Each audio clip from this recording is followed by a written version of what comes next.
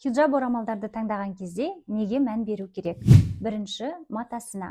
Күнделікті таққанға өте ыңғайлы, ауа өткізетін материалды таңдаған өте дұрыс. Бұл бізде мысалға шифон. Ауа өткізеді, жеңіл, жаздың күнге арналған. Немесе Калифорния шарфты таңдасаңыз болады. Калифорния шарф бұл бізде әртүрлі калифорниялық маталарда тігіледі. Жұқа түрінен бар, сезондарға байланысты әртүрлісін ауыстырып тақсаңыз болады. Ауа өткізеді, бастысы өте жеңіл.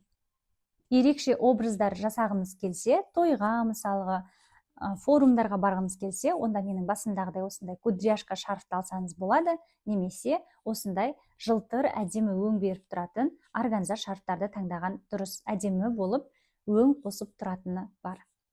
Үшінші, байлап тағуды ұнататын болсаңыз, онда ұзындығына міндетті түрде мән беру керексіз. Ол кезде ұзындығы примерно 170-180 сантиметрлік шарфтарды алып байлап тақсаңыз болады, немесе дайын балаклава түрлерін де тағып кетуге болады.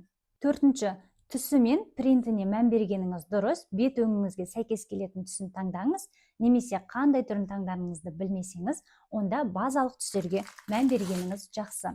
Бұл жерде қара, бежевый, ақ, жаңағыдай серый түстері база болып табылады. Кез келген орамалдың база түстерін алып тағып кете берсеңіз, сіздің киім үлгіңізбен, бет әлпетіңізбен міндетті түрде жарасады деп ойлаймын.